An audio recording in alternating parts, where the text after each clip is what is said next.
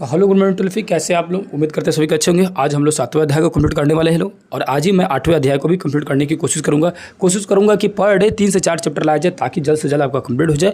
और इसके बाद इसका MCQ क्वेश्चन आएगा, बहुत ही धुएंधार क्लास चलेगा। उससे क्या होगा ना कि आपको चीज़ें जो है ना बहुत तेज़ी से समझ आएगी। और मैं चाहता हूँ ना कि जो सब्जेक्ट मैं लेकर आया हूँ आप लोगों को पढ़ाने के लिए, हिस्ट्री या ज्योग्राफी दोनों सब्जेक्ट, उस सब्जेक्ट को इस कदर तैयार करा दिया जाए ताकि आप 40 में 36 प्लस 35 प्लस क्वेश्चन को टच करके आए, बना के आए, सही से बना के, उसके बाद आप लोग हमें बताएं, ठीक है। तो ये आज जो 7वां चैप्टर उसको शुरू किया जा रहा है। देखेंगे तो सबसे पहले लिखा है जैव विविधता। जैव विविधता का मतलब क्या होता है? जब देखो एक ही जगह पर भिन्न भिन्न प्रकार का जीव जंतु मौजूद होते हैं ना, जैसे मान के चलिए किसी जगह पर अनेक प्रकार का जीव जंतु पाए जाते हैं, अनेक प्रकार के पेड़ पौधे पाए जाते हैं, उसको बोला जाता है जैव विविधता, ठीक है। मतलब जीवों में विभिन्नता, उसको बोला जाएगा जैव विविधता, ठीक है।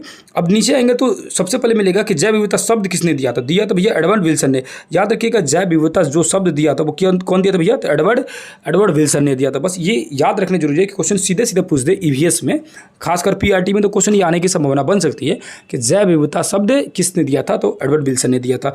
यहाँ दिया है कि जो 1992 में पहला पृथ्वी सम्मेलन हुआ था। एक्चुअली में पृथ्वी सम्मेलन जो है 3 बार हुआ है, और उस सब सम्मेलनों को मैं आप लोगों को बता चुका हूँ, है ना। वो जो ज्योग्राफी के जो पहले अध्याय में ही दिया हुआ था 1992, 1997 और 2002, ये तीनों पृथ्वी सम्मेलन के बारे में डिटेल से समझाया था। तो वो जो 1992 में पहला जो पृथ्वी सम्मेलन हुआ था रियो डी जेनेरो में, ब्राज़ील में जो क्षेत्र है ना, ब्राज़ील का जगह रियो डी जेनेरो में, उस सम्मेलन में बताया गया था कि धरातल पर, महासागरों में, समुद्रों में, नदियों में, झील झरनों में जितने भी जगह है उन सभी जीवों में अनेक प्रकार का जीव जंतु पाए जाते हैं, जो एक जैव विविधता का निर्माण करेंगे, या एक सम्मिलित रूप से उन्हें जैव विविधता कहा जा सकता है। अब जैव विविधता जो है ना, इनका प्रकार लिखा हुआ अलग अलग प्रकार से, इनको 3 स्तरों में बांटा गया है। पहला जो स्तर बांटा गया उसको कहा गया अनुवांशिकी विविधता। अनुवांशिकी विविधता क्या होता है? तो देखिए, अनुवांशिकी गुण मतलब क्या होता है? हमारे पूर्वजों से हमें जो गुण मिलता है ना, उसको बोलते हैं अनुवांशिकी गुण। जैसे कि एक मनुष्य का बच्चा मनुष्य पैदा होगा, वह कैसे डिसाइड होता है? तो उसके अनुवांशिकी गुण के कारण डिसाइड होता है। लेकिन किसी कारण उसमें अगर परिवर्तन आ जाए, किसी कारण उसमें चेंजिंग आ जाए, जैसे हमारी जो आकृति है, आकार है, हमारी जो रचना है, उस रचना में अगर चेंजिंग आ जाएगा, तब कहा जाएगा उसको अनुवांशिकी विविधता, ठीक है। आगे लिखा है कि प्रजाति विविधता। प्रजाति मतलब होता है कि किसी खास प्रजाति, जैसे कि कैसे एक गाय की अलग प्रजाति है, अब उस भी गाय में कोई बड़ा हो जाता है, कोई छोटा गाय होता है, लेकिन कोई उजला गाय होता है, कोई काला गाय हो जाता है, मतलब कलर अलग अलग होता है, लेकिन इनकी प्रजाति ही बदल के गाय से वो बन गया, दूसरी प्रजाति का बन गया, ठीक है। तो प्रजाति ही चेंज हो जाएगा, तब बोला जाएगा प्रजाति विविधता बोला जाएगा, ठीक है।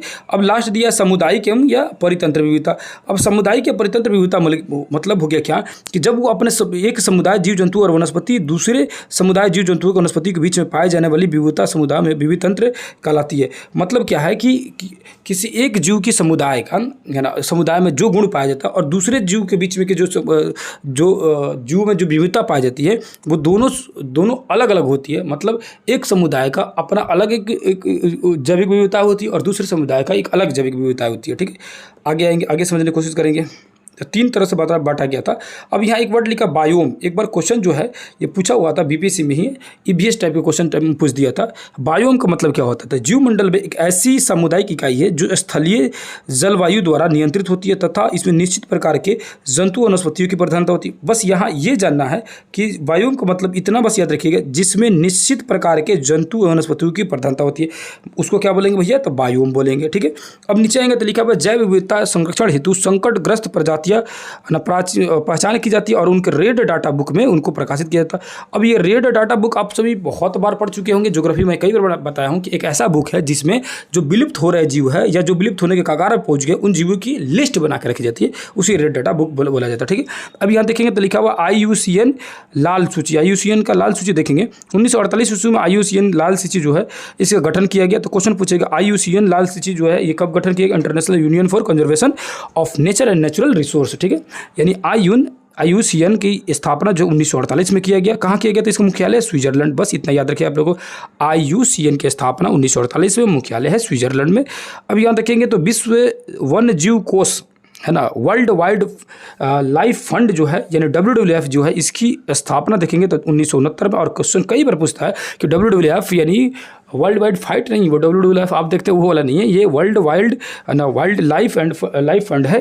तो इसको वर्ल्ड वाइड WWF बोला जाता है, जिसकी स्थापना 1969 में में 1969 में हुआ, ठीक है। इसमें विलुप्त हो रहे जीव जंतुओं को, उसको असुरक्षित जो जीव जंतु है, दुर्लभ संकटग्रस्त जो जीव जंतु है, उनको उस लिस्ट में तैयार किया जाता है, जिसे रेड डाटा बुक भी कहा जाता है, ठीक है। अब IUCN जो है विश्व स्तर पर विभिन्न प्रजातियों को संरक्षण स्थिति निगरानी करने का संरक्षण का गठन संगठन है, ठीक है। मतलब जितने भी जीव जंतु जो खत्म हो रहे हैं धीरे धीरे, उनका एक उनका संरक्षण करता है, उनकी जाँच करता है, वही एक जो ये संघ है IUCN, उस संघ का काम है क्या कि जो संकटग्रस्त जो जीव जंतु उसका संरक्षण करना, उसका देखना, उसका जांच करना, ठीक है। नीचे आ रहे तो लिखा हुआ कि विलुप्त और वन्य विलुप्त। अब ये विलुप्त और वन्य विलुप्त मतलब क्या होता है, उस प्रजाति में जब कोई जीवित सदस्य नहीं बचा, मतलब क्या हो गया कि सारा प्रजाति खत्म हो गया, क्या हो गया, विलुप्त हो गया।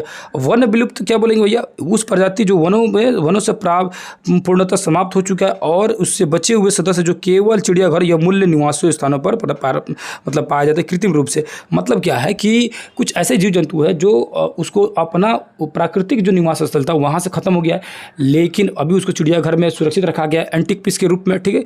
और चिड़ियाघर में लोग जगह देख रहा है, या कृत्रिम निवास के रूप में उसको रखा गया है, तो उसको बोलेंगे वन से वो विलुप्त हो चुका है। मतलब जंगल में उसकी प्रजाति नहीं बची, एकमात्र दो चार प्रजाति जो है, मतलब दो चार जो सदस्य उनको चिड़ियाघरों में या कृत्रिम रूप से कहीं बनाए गए घरों में रखा गया है, उन्हें स्वतंत्र रूप से उनकी प्रजाति जो है विनाश हो चुकी है, उनको बोलेंगे वन्य विलुप्त, ठीक है।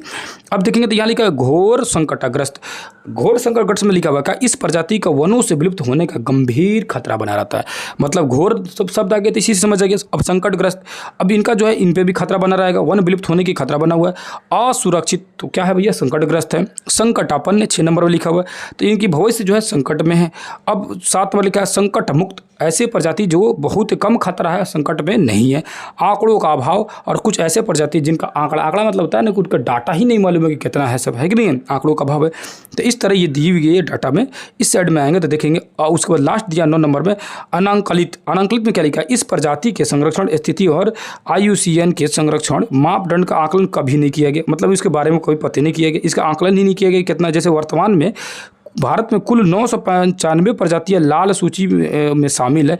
अक्टूबर 2015 ईस्वी में भारत में 7 और पक्षियों को लाल सूची में शामिल किया गया, जिससे इस सूची में शामिल पक्षियों की संख्या जो है 173 से बढ़कर 180 हो गई, ठीक है। अब ये जो लिस्ट जो है ना, मतलब हर साल नया नया मिलते रहता है, कुछ ऐसे मिल रहा है। अनांकलित मतलब होता है ना जिसका अभी तक आकलन नहीं हुआ है, अभी तक इसको गिने नहीं है, अभी तक इसका पता नहीं किया है। जैसे अचानक कोई जू मिला तो कहा इसको तो इसका तो लिस्ट नहीं तैयार किया गया, तो उसको लिस्ट में तैयार करके उस लिस्ट में डाला जाता है। वैसे जू जिसको अभी तक आकलित नहीं किया गया उसको अनांकलित कहा जाएगा, ठीक है। नीचे आएंगे तो लिखा है जैव विविधता के संरक्षण विधियाँ। जैव विविधता के संरक्षण विधियाँ क्या है भैया, तो स्थानीय संस्थानें या इन सिटू संरक्षण विधि। देखो इन सिटू और एक्स सिटू दो तरह का आपको पढ़ा चुका हूँ, ठीक है। इन सिटू और एक्स सिटू, जब प्राकृतिक रूप से उसको तैयार करेंगे इन सिटू, और मानव रूप से तैयार करेंगे मतलब कृत्रिम रूप से तो एक्स सिटू, है ना, जो मतलब उनके रहने के लिए जो निवास स्थल होता है जीव जंतुओं को। अब यहाँ देखो संस्थानें या इन सिटू की बात की जा रही है। अब ये संस्थान जो होता है ना, और संस्थानें को तो एक्स सिटू बोला जाता था। अब लिखा है विश्व में कुल 35 जैव विविधता सक्रिय केंद्र हैं। कितने भैया, हॉटस्पॉट। जैव विविधता को ही इंग्लिश में हॉटस्पॉट कहा जाता है। हॉटस्पॉट जो है कितने पूरी दुनिया में 35 है। भारत में जिसमें भारत में 2 क्षेत्र भारत के पूर्वी हिमालय और पश्चिमी घाट में स्थित है, ठीक है। तो भारत में 2 क्षेत्र में क्या है भैया, जैव विविधता क्षेत्र। एक्चुअली में 2 नहीं 4 हो चुका है, ठीक है। तो भारत के 4 क्षेत्रों में देखेंगे तो जैव विविधता क्षेत्र देखने के लिए आपको मिल सकता है, ठीक। एक्चुअली क्या हो गया, 4 हो गया। जैसे यहाँ पे दिया हुआ दो नाम दिया है, पूर्वी घाट और पश्चिमी घाट। उसके बाद होता है इंडो बर्मा क्षेत्र, और उसके बाद सुंदरलैंड होता है। 4 क्षेत्र होता है। यहाँ पर 2 दिया हुआ है, 2 और ऐड कर लीजिएगा। 2 विविधता क्षेत्र नहीं, 4 जो जैव विविधता क्षेत्र है, यानी कि हॉटस्पॉट क्षेत्र है भारत में। 2 है एक पश्चिमी घाट पूर्वी घाट, और उसके बाद हो जाता है तीसरा हो जाता है आपका सुंदरवन, और चौथा हो जाता है जो इंडो बर्मा क्षेत्र जो होता है, ठीक है। इंडो बर्मा क्षेत्र जो क्षेत्र होता है, यानी कि इधर पूर्वोत्तर क्षेत्र के बारे में करा, इसको भी जैव विविधता क्षेत्र घोषित किया जाएगा, ठीक है। आगे आएंगे तो यहाँ लिखा है कि भारत में 18 जैव मंडल है, 105 उद्यान है, 105 उद्यान है, और 515 जो है वन्य जीव अभयारण्य, ठीक है। याद रखिएगा कितना है भैया, तो 18 जीव मंडल है, उसके बाद से 105 जो है उद्यान है, और 515 जो है जैव अभयारण्य, ठीक है। इन सिटू जैव विविधता संरक्षण का उदाहरण। इन सिटू मतलब होता है उनको ये जो है इनका ओरिजिनल निवास स्थान हो गया। इन सिटू मतलब होता है वो अपने ही ओरिजिनल निवास में रहेंगे, तब उनको इन सिटू बोला जाएगा। इस साइड में देखेंगे तो ये डाटा बनी हुई है राष्ट्रीय उद्यान वगैरह ये सब चीज़ें को, कि वो स्वस्थानीय संरक्षण और बाह्य स्थानीय संरक्षण की बात करें, ठीक है। अब इस साइड में इस पेज में आएंगे तो लिखा हुआ है, इसमें बॉक्स के अंदर देखेंगे तो आपको मिलेगा कि वर्ष 2010 में जैव विविधता का अंतर्राष्ट्रीय वर्ष से घोषित किया गया। तो जैव विविधता का अंतर्राष्ट्रीय वर्ष कब घोषित किया गया था? तो 2010 को, ठीक है। अब यहाँ जैव विविधता का दशक जो है 2011 से 2020 का दिया हुआ है लिस्ट यहाँ पर। अब यहाँ दिया हुआ है कि जैव विविधता यानी कि भारतीय प्राणी विज्ञान संरक्षण है, भारतीय प्राणी विज्ञान ZSI, ठीक है, जूलॉजिकल सर्वे ऑफ इंडिया, ठीक है। तो भारतीय प्राणी विज्ञान संरक्षण की स्थापना हो रही है 1916 में, ठीक है। संस्थापक कौन थे भैया? तो विलियम एलकॉक था, अल्फ्रेड विलियम एलकॉक था। मुख्यालय है जो कोलकाता में है ना। कार्य क्या था? तो देश के उस तरह का सर्वेक्षण एवं खोज अनुसंधान संलग्न जिसमें देश की समृद्ध विविधताओं को ज्ञान में वृद्धि हो सके। कार्यक्रम ये बहुत सारे कार्यक्रम किए थे। 1972 ईस्वी में संबंधित जब्त की गई वन्य प्राणी सामग्री की पहचान में शामिल है, ठीक है। मतलब क्या है कि उसी के बाद तो आएगा वन संरक्षण अधिनियम 1972 वाला, तो देखेंगे तो जब ZSI यानी कि भारतीय प्राणी विज्ञान संरक्षण की स्थापना हो रही 1916 में 1 जुलाई को, अल्फ्रेड विलियम एलकॉक जो है इसकी स्थापना करते हैं कोलकाता में। आगे आते हैं, अब देखेंगे WWF जो world wild fund for nature जो है इसकी स्थापना जो हो रही है 1961 में हो रही है, 26 अप्रैल 1961 में। वैश्विक गैर सरकारी संस्था, ये क्या भैया? तो एक विश्व स्तर पर एक गैर सरकारी यानी सरकारी संस्थान हो गया, ये प्राइवेट संस्था है, ठीक है। मुख्यालय इसका है इंग्लैंड स्विट्जरलैंड में। इसका भैया कहाँ भैया? तो इंग्लैंड में और स्विट्जरलैंड में इसका मुख्यालय, ठीक है। इसका लक्ष्य जो है पृथ्वी जितने भी मौजूद जीव जंतु उसके बारे में उसका पता लगाना, उसके भविष्य कितने दिन तक है, क्या है, उसके सब चीज़ के जांच करना, ठीक है ना। इसका फोकस कहाँ रहता है? 3 बायोम संरक्षण वाले क्षेत्र फोकस रहता है, समुद्र तटीय क्षेत्र बायोम और वन और जलीय क्षेत्र वाले स्वच्छ जलीय वाले क्षेत्र पर इसमें ध्यान रहता है ज़्यादातर, ठीक है। आगे आएंगे तो यहाँ पर देखेंगे तो लिखा हुआ है कि इनमें एक लक्ष्य जो था नागोया प्रोटोकॉल को 2015 में लागू कराया गया था। नागोया को कब लागू कराया था भैया? तो 2015 में लागू कराया गया था। 1 मिनट रुकिएगा, आगे आते हैं तो देखते हैं कि 2015 के बाद यहाँ पर नीचे देखेंगे तो लिखा हुआ है कि भारत में जैव विविधता के संदर्भ में भारत के जैव विविधता के संबंध में कॉन्फ्रेंस ऑफ पार्टीज़ का 11वां सम्मेलन COP11 यानी COP11 जो है जैव सुरक्षा और कार्टेजिना प्रोटोकॉल के मीटिंग में जो 6ठा सम्मेलन हुआ, ये सब चीज़ें दी गई। बहुत पुराना डाटा है, इसको कोई खास जरूरत नहीं, करंट अफेयर में नया आएगा और नया देखा जाएगा। COP11 वाला जो हम लोग पढ़ने की जरूरत नहीं है। पशुओं की रक्षा के लिए वाइल्ड लिक्स, पशुओं की सुरक्षा के लिए क्या किया गया भैया? तो वाइल्ड लिक्स किया गया, ठीक है। तो विकिल्स तर्ज पर वाइल्ड किल्स नामक एक वेबसाइट 6 फरवरी 2014 में आरंभ किया गया। बस इतना ही याद रखिए कि कब आरंभ किया, कोई इसमें खास दिख नहीं रहा, ठीक है। दुनिया में पशुओं और गैर कानूनी जो तस्करी वगैरह हो रही है, करीब सालाना 17 अरब डॉलर का कारोबार हो रहा है। ये उसका क्या करता है? इसका उद्देश्य रहता है कि उसका तस्करी है उस पर रोक लगाए। बस इतना याद रखिए कि जो तस्करी वगैरह होती है, जो गैर कानूनी जो कार्य होता है ना, उसके बारे में जाँच करना, उसके बारे में रिपोर्ट तैयार करना और उसके बारे में जागरूक करना, ठीक है। सरकार के जो एजेंसियाँ हैं उसको, जो भ्रष्ट सरकार की एजेंसियाँ उसके खिलाफ भी आवाज़ उठाना, इसका काम क्या था? वाइल्ड लिक्स का काम था, ठीक है। एक वेबसाइट है उसमें क्या करता है, ये उसको डालता था, ठीक है। उसके बाद देखेंगे तो साइट्स लिखा है। तो साइट्स जो है ये सब पर्यावरण से संबंधित, इसीलिए इसको जानना जरूरी है ना। साइट्स जो लिखा है तो 1973 ईस्वी में इससे बहुउद्देशीय संधि के हस्ताक्षर किया गया साइट पे the convention of the international trade in endangered species, ठीक है।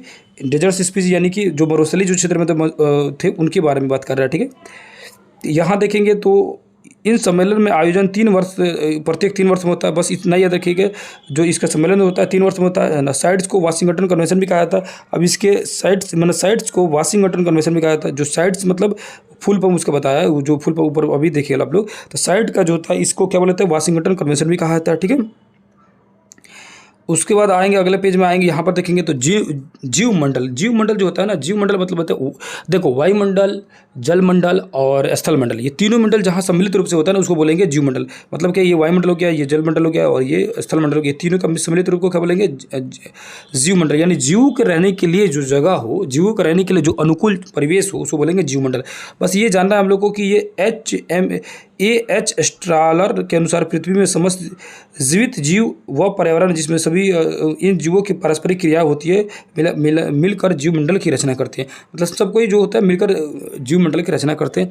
जीव मंडल के आरक्षित क्षेत्र। अब जीव मंडल के आरक्षित क्षेत्र का मुख्य उद्देश्य क्या है? पहला उद्देश्य है कि जैव विविधता एवं पारिस्थितिकी तंत्र जैसे कि पौधे, जीव जंतु, सूक्ष्म जीवों की विविधता आदि को दीर्घकालीन संरक्षण प्रदान करना और उसके बाद से जैव संसाधन का उचित प्रबंधन करना। इस चीज़ों का चाहिएगा तो रोक के पढ़ लीजिएगा, लेकिन उसमें खास इंपॉर्टेंट दिख नहीं रहा है। 1971 में यूनेस्को ने सहयोग में जैव आरक्षित क्षेत्र के संस्थापना की योजना बनी।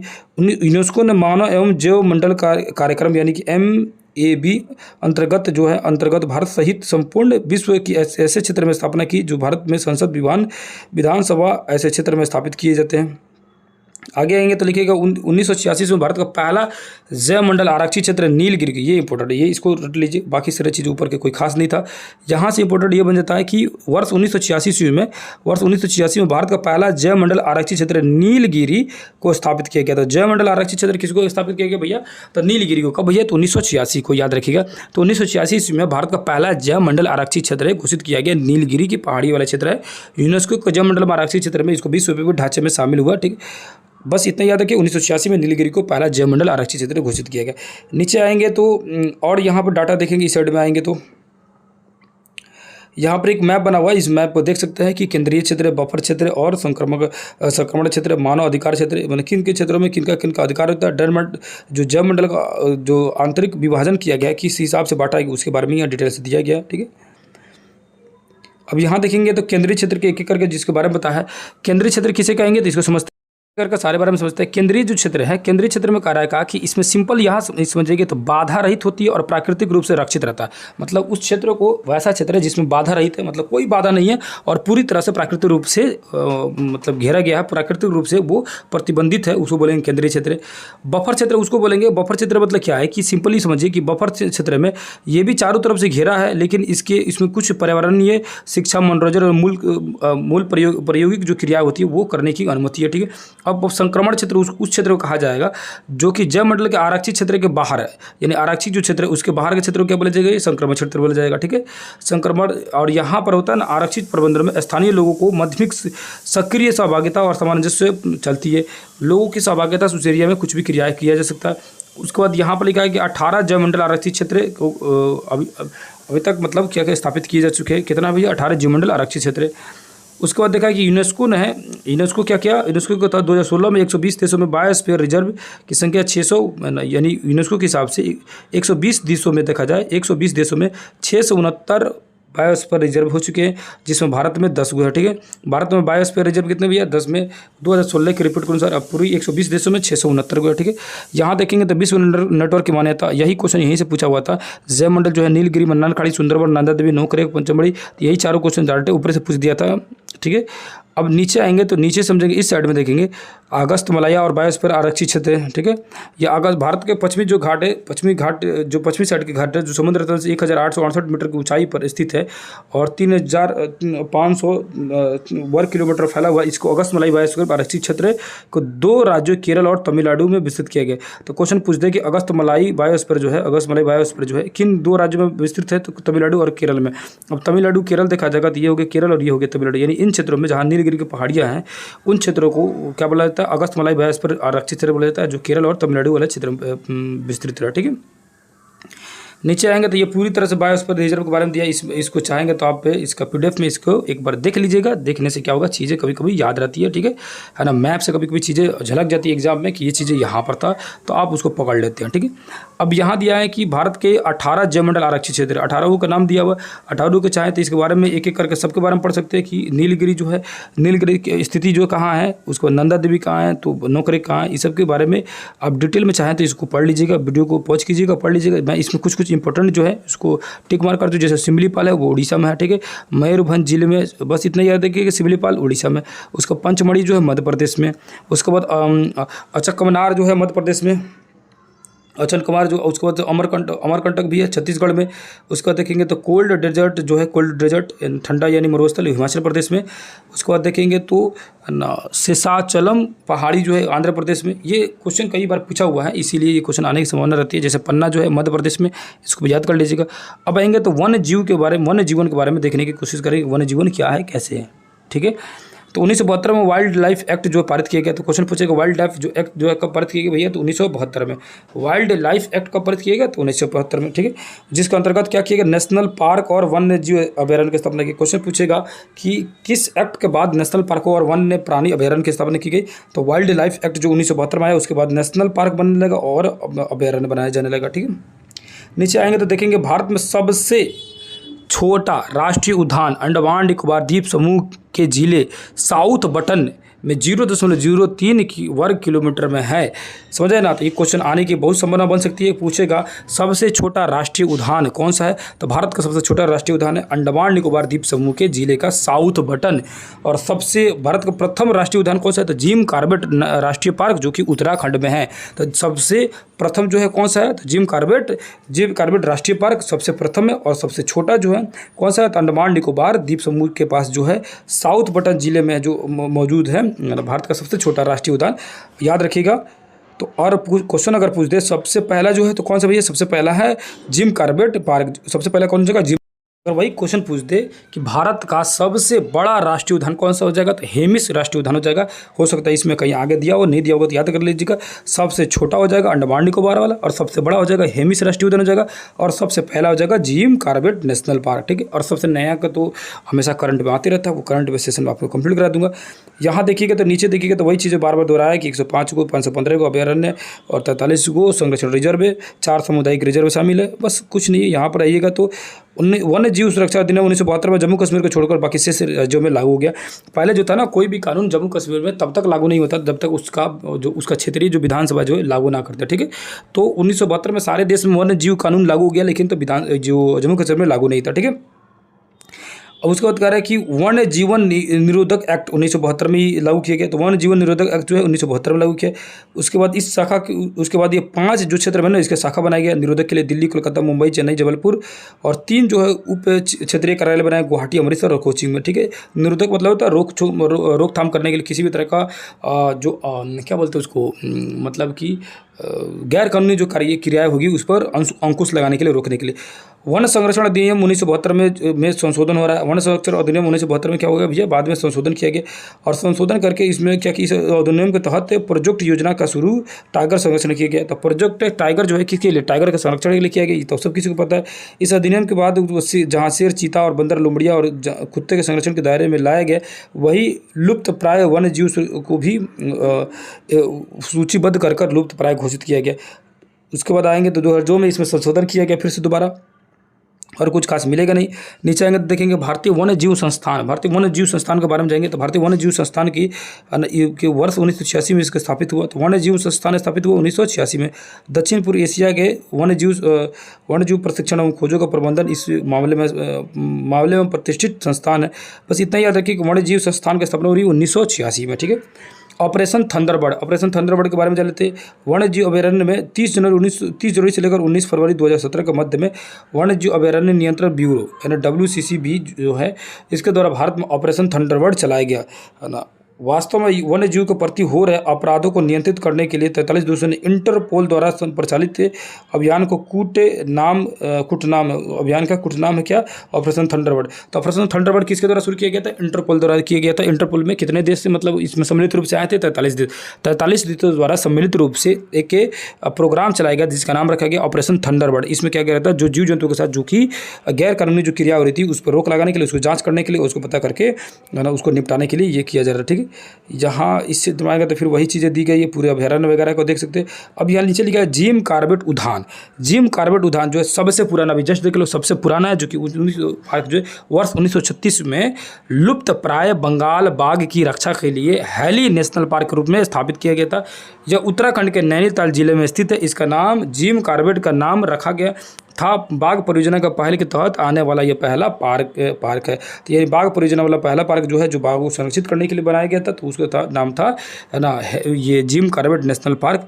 ठीक है। तो याद रखिएगा जिम कॉर्बेट नेशनल पार्क जो है बाघ परियोजना वाला पहल के तहत आने वाला पहला नेशनल पार्क था। ठीक है। उसके बाद आगे समझ, इसी को रामगंगा पार्क भी कहा जाता है। ठीक है। आगे आएंगे तो किधर गया, ये ऊपर भाग गया। ठीक है। यहाँ पर जी कहाँ पे थे लो, हम यहाँ पे थे लो। तो ये जिम कॉर्बेट नेशनल पार्क जो था, जिम कॉर्बेट नेशनल पार्क, ये जो है इसको पहले नाम था हेली पार्क, बाद में इसका जिम कॉर्बेट नेशनल पार्क पड़ा। अब रामगंगा नेशनल पार्क भी किसको कहा जाता है। ठीक है। आगे आते आगे समझने की कोशिश करते हैं। इस साइड में ये पूरा मैप बना हुआ है। फिर यहाँ देखेंगे तो सुंदरबन उद्यान के बारे में देखेंगे तो सुंदरबन जो उद्यान है जो भारत के पश्चिम बंगाल और पश्चिम बंगाल राज्य के दक्षिणी भाग में, यानी पश्चिम बंगाल जब बोलेगा तो इधर आ गया पश्चिम बंगाल, उसके दक्षिणी यानी नीचे में थोड़ा सा, ठीक है। तो पश्चिम बंगाल के दक्षिणी भाग में गंगा नदी के सुंदरबन डेल्टा में स्थित एक राष्ट्रीय उद्यान है। बाघ संरक्षण क्षेत्र और बायोस्फीयर रिजर्व भी है। यह क्षेत्र मैंग्रोव वन के में घने जंगल यहाँ मिलता है। रॉयल बंगाल टाइगर भी यहाँ पर संरक्षित है। तो रॉयल बंगाल टाइगर जो है सुंदरबन की साइड में मिलता है। इसे देखिए 3-4 क्वेश्चन, बहुत इंपॉर्टेंट सेशन है, बहुत सारा क्वेश्चन इसमें पूछते रहता है। रॉयल बंगाल टाइगर जो है वो किन क्षेत्र में पाया जाता है, तो इन्हीं क्षेत्र में पाया जाता है। किन में? सुंदरबन वाले क्षेत्र में। सुंदरबन किधर है? तो बंगाल के दक्षिणी भाग क्षेत्र में, पश्चिम बंगाल के दक्षिणी भाग क्षेत्र में। वहाँ पर जो डेल्टा पाई जाती है उस डेल्टा का नाम है सुंदरबन डेल्टा, जो दुनिया की सबसे बड़ी डेल्टा है, ठीक है। अब देखेंगे तो यहाँ पर लिखा भारत में राष्ट्रीय उद्यानों का अद्यतन वितरण, ठीक है। तो राष्ट्रीय उद्यानों के बारे में दिया है कि कब किसकी स्थापना हुई थी, इसको आप देख सकते हैं, ठीक है।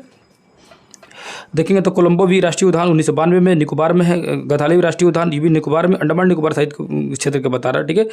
उसको तेलंगाना का, आंध्र प्रदेश का है। उसके बाद से आएंगे तो नीचे में आएंगे तो उड़ीसा का, बिहार का देखेंगे तो वाल्मीकि।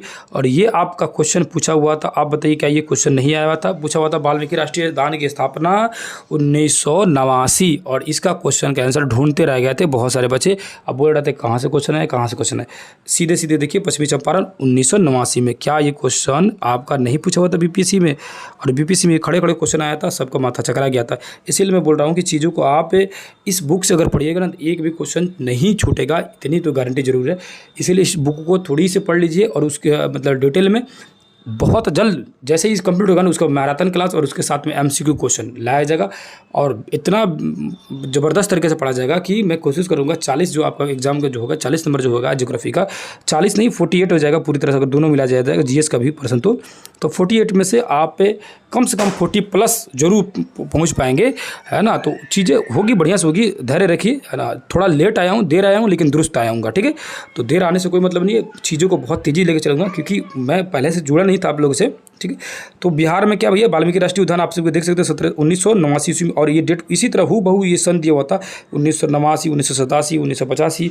और उस क्वेश्चन को मैं कोशिश करूँगा थंबनेल में लगा देने के लिए, आप लोग देख लीजिएगा खुद, यानी क्वेश्चन आया हुआ देखने, ठीक है। बहुत इंपॉर्टेंट सेशन है। छत्तीसगढ़ में देखेंगे इंद्रावती, उसके बाद अब ये बिहार हो गया ना, तो हम कोशिश करते हैं हम लोग इसके आसपास में जो राज्य है जैसे कि झारखंड है और उत्तर प्रदेश, उसका देख लेते हैं लोग, ठीक है। उत्तर प्रदेश पहले आज इधर साइड में देखेंगे तो गोवा है, गुजरात है। गुजरात में देखने के लिए सबको देख सकते हैं, लेकिन उतना डाटा याद तो रहेगा नहीं।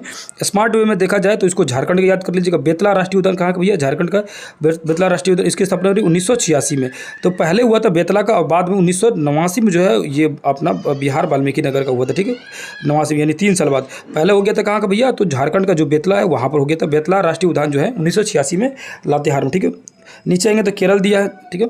अब विश्व का सबसे बड़ा मरीन पार्क था ना, यूरोपीय संघ द्वारा क्या लिखा? अंटार्कटिक के रॉस सागर में दुनिया का सबसे बड़ा मरीन पार्क बनाया जा रहा है। याद रखिए कि दुनिया का सबसे बड़ा मरीन पार्क कहाँ बनाया जा रहा है भैया?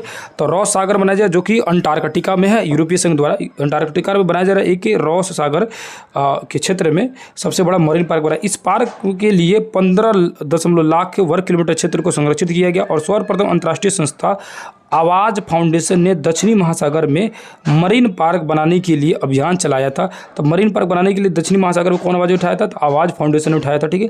वैज्ञानिकों के अनुसार रॉस सागर में धरती को अंतिम मरीन इकोसिस्टम कहा गया। तो अंतिम मरीन इकोसिस्टम कहाँ भैया? तो इसको अटलांटिक महासागर जो अंटार्कटिका जो महादेश है, अंटार्कटिका महादेश, उसके जगह एक क्षेत्र है, उसका नाम है रॉस सागर। वहाँ पर मरीन पार्क बनाया जा रहा है, समझ रहे हैं ना। आ गया जी। यहाँ देखेंगे तो वो मध्य प्रदेश का दिया है, उसके बाद से महाराष्ट्र का दिया, मणिपुर, मेघालय, मिजोरम, उत्तर प्रदेश की तरफ गया। उत्तर प्रदेश को देखना जरूरी क्योंकि यहाँ दिया दुधवा नेशनल पार्क 1977, याद रखिए दुधवा राष्ट्रीय उद्यान व नेशनल पार्क जो भी बोले, ठीक है। तो 1977 में। और बिहार वाल्मीकि नगर वाला कब था भैया? तो 1989 में, 89 में, ठीक है। और जो बेतला वाला था झारखंड का वो 86 में था, ठीक है। 1986 में, ठीक है। 86, 89 और ये है 77 में, याद रखिएगा, ठीक है। तो ये आसपास का जगह याद रखिएगा ना, तो बढ़िया से आपको पता रहेगा। सबका थोड़ी पूछेगा, इतना ज़्यादा पूछ देगा तो फिर पढ़ने से फायदा क्या होगा। जिम कॉर्बेट पूछ सकता है। जिम कॉर्बेट 1936 में, क्योंकि पहला है। जिम कॉर्बेट जो है नेशनल पार्क की स्थापना कब हुई थी? तो 1936 ईस्वी में, ठीक है ना। आ गया ये। उसके बाद जो है ये जो मेघालय वाला जो था, ये मेघालय की जो है नोकरेक पूछा हुआ था, कहना क्वेश्चन में कि नोकरेक राष्ट्रीय उद्यान कहाँ है भैया? तो मेघालय में, ठीक है। इस तरह पूछने के लिए पूछ सकता है कि कौन कहाँ है, लेकिन सन जो है वो सबका नहीं पूछेगा, ठीक है। और क्वेश्चन आया हुआ था तो उस समय बहुत सारे बच्चे को कन्फ्यूजन हो गया था। अब यह लिखा है पर्यावरण प्रभाव सर्वेक्षण 2017 का रिपोर्ट है, तो 2017 का रिपोर्ट हम लोग को जानने की जरूरत नहीं है, नया का रिपोर्ट जानेंगे लोग, ठीक है। यहाँ देखेंगे तो लिखा हुआ भारत का राष्ट्रीय उद्यान, वन्य जीव अभ्यारण्य और जैव मंडल आरक्षित क्षेत्र में अंतर। ये तीनों मंत्र बता रहा है कि क्या क्या अंतर होता है। तो राष्ट्रीय उद्यान किसे बोलते हैं, जो सरकार द्वारा पूर्णतः नियंत्रित। वन्य जीव अभ्यारण्य क्या होता है, निजी कार्य की थोड़ी बहुत अनुमति रहती है। जैव मंडल आरक्षित क्षेत्र बोलते हैं सरकार द्वारा नियंत्रित परंतु बाह्य क्षेत्र में निजी कार्य की अनुमति। देखो इसको रखना चाहिए बीच में, इसको रखना चाहिए बाहर, ठीक है। मतलब क्या है, सिंपल समझो ना कि जो 3 भागों में बांटा गया है। तो राष्ट्रीय उद्यान को क्या किया, पूरी तरह सरकार के कंट्रोल में रहता है। जैव मंडल जो है ये भी सरकार कंट्रोल में, लेकिन थोड़ी बहुत बाहर क्षेत्र में कार्य करने की अनुमति है। और वन्य जीव अभ्यारण्य है ये पूरी तरह से निजी कार्य करने के लिए अनुमति रहती है। आप जाइए कार्य कीजिए, कुछ भी कीजिए, कोई दिक्कत नहीं है, मतलब कुछ खास उसमें नुकसान नहीं पूछा सकते हैं। आगे जाइए। अब यहाँ कुछ पर्यावरण दिवस और सप्ताह लिखा हुआ है। पूरे पर्यावरण दिवस सप्ताह को तो याद तो नहीं कर सकते, लेकिन यहाँ पर देखिए विज्ञान दिवस 28 फरवरी याद कर लीजिएगा। उसके बाद देखेंगे तो जल दिवस 22 मार्च को याद कर लीजिएगा, है ना, 22 मार्च को जल दिवस, है ना। उसके बाद देखिए आगे आएंगे तो वानिकी दिवस, विश्व वानिकी दिवस 21 मार्च को याद कर लीजिएगा, 22 मार्च को जल दिवस, ठीक है। मौसम विज्ञान 23 मार्च है, उससे ज़्यादा पृथ्वी दिवस 22 अप्रैल। उसके बाद विश्व प्रवासी पक्षी दिवस तो 8 मई, विश्व प्रवासी पक्षी दिवस 8 मई को, ठीक है। 1 मिनट यहाँ पर देखेंगे, आगे आएंगे तो और देखेंगे तो और समझने की कोशिश करेंगे। यहाँ पर तो देखेंगे मिलेगा हम लोग को विश्व पर्यावरण दिवस देखेंगे तो विश्व पर्यावरण दिवस जैव विविधता दिवस 22 मई, विश्व पर्यावरण दिवस 5 जून, ठीक है। ये क्वेश्चन बराबर आते रहते हैं, इसीलिए इसको मैं अंडरलाइन करके रखा हूँ, हाईलाइट कर दिया हूँ, ठीक है। तो इसके बाद इस साइड में देखेंगे तो यहाँ लिखा है ओजोन दिवस। ओजोन दिवस कई बार क्वेश्चन पूछा गया, दुर्गा वाला क्वेश्चन में जो एक बार पूछा हुआ था। ओजोन डे जो है कब मनाया जाता है, तो 16 सितंबर को मनाया जाता है, ये देखिएगा, ठीक है। उसके बाद नीचे आएंगे तो और भी अगर आपको देखना होगा तो कोई दिक्कत नहीं है। यहाँ पर लिखा है बिहार, ये जो रीड है, ठीक है, नेशनल डॉल्फिन डे बिहार में कब मनाया जाता है, तो 5 अक्टूबर। जब बिहार का बढ़ेगा ना तो बिहार को नहीं छोड़ना है, खासकर बिहार के एग्जामों में, ठीक है। तो डॉल्फिन डे मनाया जाता है कब, 5 अक्टूबर को। इसको रट लीजिएगा, इसको VVI ये क्वेश्चन आने की संभावना बनती है और हो सकता है कि इस बार ये क्वेश्चन पूछ दे, ठीक है ना। तो डॉल्फिन डे कब मनाया जाता है, तो 5 अक्टूबर को याद रखिएगा, ठीक है। उसके बाद कह रहा है कि विश्व पर्यावरण दिवस मनाया जाता है, मतलब कौन से महीने में, तो अक्टूबर माह के प्रथम सोमवार को, ठीक है। अब यह राष्ट्रीय दिवस है 24 अक्टूबर, संयुक्त राष्ट्रीय दिवस 24 अक्टूबर, पक्षी दिवस 12 नवंबर, ठीक है। पर्यावरण संरक्षण दिवस 25 नवंबर, मानव अधिकार दिवस तो 10 दिसंबर, ठीक है। वन महोत्सव बनाया था जुलाई और फरवरी के प्रथम सप्ताह में, ठीक है। तो ये था डाटा, इसको चाहें तो याद कर सकते हैं, अच्छा खासा, ठीक है ना। क्वेश्चन आने की संभावना बनी रहती है। वन्य जीव अभ्यारण्य फिर से यहाँ दिया, वन्य जीव अभ्यारण्य के नाम दिया हुआ यहाँ पर देखेंगे तो आंध्र प्रदेश में कौन सा है, बिहार में देखेंगे वन्य जीव अभ्यारण्य। तो बिहार वाला ज़्यादा जरूरी है जानने के लिए। देखिए बिहार को देख लेते हैं ना, बरेल झील है, वर्तमान समय इसको सलीम अली जुब्बा साहनी पक्षी विहार बोलते हैं।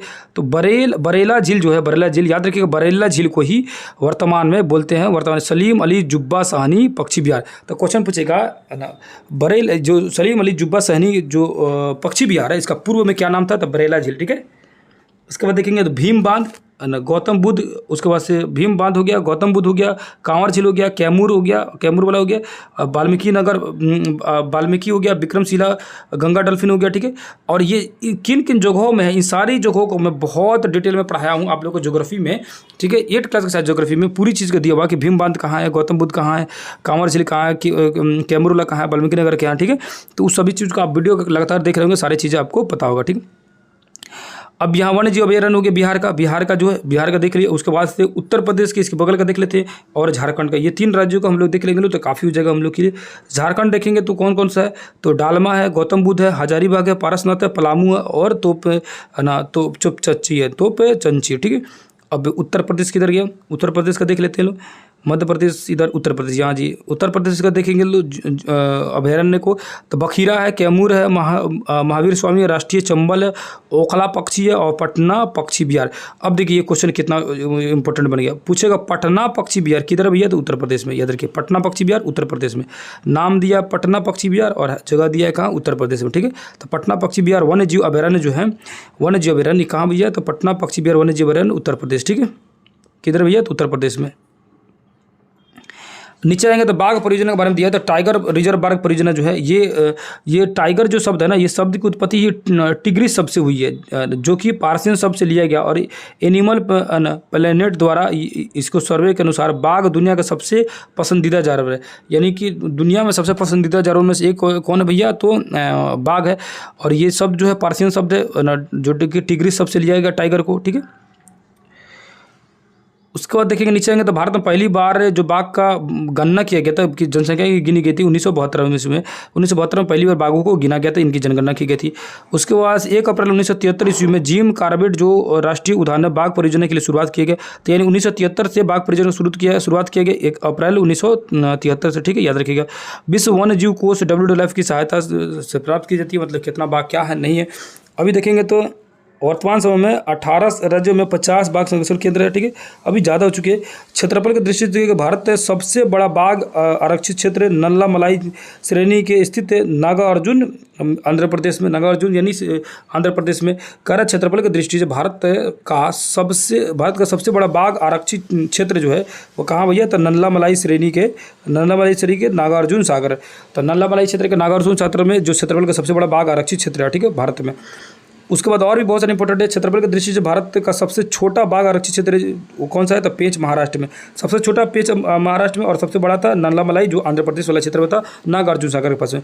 विश्व का सबसे बड़ा मतलब सर्वाधिक ऊंचाई पर अवस्थित बाघ आरक्षित क्षेत्र जो है वो भी अपने ही देश में, नामदफा। विश्व का सबसे ऊंचाई पर, विश्व का सबसे बड़ा, विश्व का सबसे छोटा क्षेत्रफल के हिसाब से सबसे बड़ा क्षेत्रफल के हिसाब से था नल्ला मलाई जो कि नागार्जुन सागर आंध्र प्रदेश में था। और सबसे छोटा जो है महाराष्ट्र में है, जो पेंच है, ठीक है, पेंच वाला जो वन आरक्षित क्षेत्र जो है, ठीक है।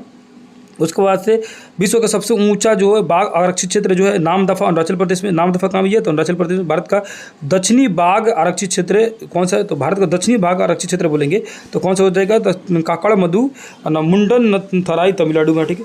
उसके बाद लिखा काजीरंगा विश्व का सर्वाधिक बाघ संरक्षित बाघ घनत्व वाला राष्ट्रीय पार्क है। तो बाघ घनत्व वाला यानी घनत्व के हिसाब से देखेंगे तो कौन सा हो जाएगा भैया, तो काजीरंगा। काजीरंगा जो है सर्वाधिक बाघ घनत्व वाला राष्ट्रीय पार्क है। तो सर्वाधिक बाघ घनत्व वाला राष्ट्रीय पार्क काजीरंगा, ठीक है। उसको देखेंगे तो भारत में मध्य प्रदेश जो है टाइगर स्टेट के नाम से जानता है। तो टाइगर स्टेट किसे कहते हैं भैया, तो मध्य प्रदेश को। भारत का टाइगर स्टेट मध्य प्रदेश कहा जाता है। उसके बाद देखेंगे तो मध्य प्रदेश में वन्य विहार नेशनल पार्क यानी सफ़ेद बाघ का संरक्षण किया जाता है। सफ़ेद बाघ का संरक्षण किस में किया जाता है, वन्य विहार नेशनल पार्क जो कि मध्य प्रदेश में है, ठीक है। मध्य प्रदेश में राष्ट्रीय उद्यानों के लिए हर एक वर्ष नवंबर माह में मोगली महोत्सव मनाया जाता है। यानी राष्ट्रीय उद्यानों के लिए तो क्वेश्चन पूछेगा मोगली महोत्सव किससे संबंधित है, तो मोगली महोत्सव जो है राष्ट्रीय उद्यानों से संबंधित है, ठीक है। किससे संबंधित भैया, तो राष्ट्रीय उद्यान से संबंधित है, ठीक है। उसके बाद नीचे आएंगे, नीचे देखेंगे बाघ की विलुप्त प्रजाति है बाली टाइगर। बाली टाइगर जो है वो इंडोनेशिया द्वीप के बाली द्वीप पर पाई जाती थी, वो की समाप्त हो गई। कैस्पियन टाइगर कैस्पियन क्षेत्र में पाया जाता है जो कि टकला मकान मरुस्थलीय के मध्य पाया जाता है।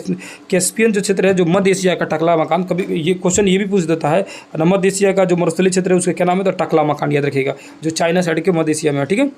जावा टाइगर ये प्रजाति इंडोनेशिया में जावा द्वीप पर सीमित है। तो जावा टाइगर जावा में, ठीक है। कैस्पियन सागर जो टकला मरुस्थलीय क्षेत्र में पाए जाते थे मध्य एशिया के, ठीक है। टकला मकान एक्चुअली में है कि ये टकला मकान मरुस्थलीय क्षेत्र है। होता क्या है, मरुस्थल में क्या होता है, ऐसे जमा हो जाता है। क्या होता है मरुस्थल, मतलब बालू जो होता है ना ऐसे जमा हो जाता है ना, ऐसे दिखेगा। तो इसको दूर से दिखेगा ना एकदम पूरी तरह से ब्लैंक टाइप का दिखेगा, टकला टाइप का दिखेगा, तो इसीलिए इसको टकला मकान भी कहा जाता है, जो कि मरुस्थलीय क्षेत्र में देखने को मिलता है।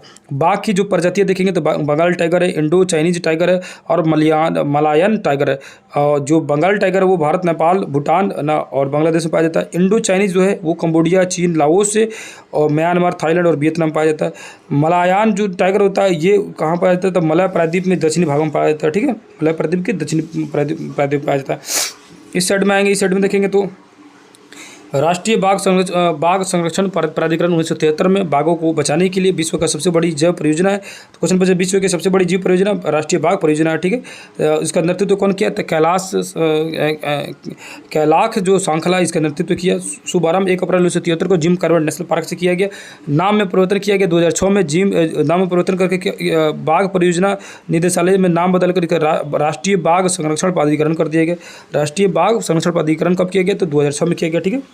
बाघ अभयारण्य की संख्या जो है 50 से 18 राज्यों में विस्तृत है, ठीक है ना। उसके बाद एक्शन टाइगर्स योजना जो है ना, इसमें मतलब सरिस्का बाघ यहाँ लिखा है, सरिस्का बाघ अभयारण्य से शुरू हुई ये योजना बाघों की मौजूदगी वाले सभी 12 देशों में लागू हुई। एक्शन टाइगर्स योजना। Tigers man of India Kailash श्रृंखला को मनाया जाता है टाइगर्स मैन ऑफ इंडिया, है ना। इन्हीं की संस्था द्वारा ही बाघों को बचाने के लिए काम भी शुरू हुआ, ठीक है। टाइगर मैन ऑफ इंडिया इसको नाम से जाना जाता है। किनको भैया, तो पद्मश्री अलंकृत राजस्थान के, कहाँ के भैया, तो राजस्थान के हैं, कैलाश श्रृंखला, इनको टाइगर मैन ऑफ इंडिया बोला जाता है। क्वेश्चन पूछ सकता है टाइगर मैन ऑफ इंडिया किसे कहते हैं, तो कैलाश श्रृंखला को बोलते हैं, ठीक है।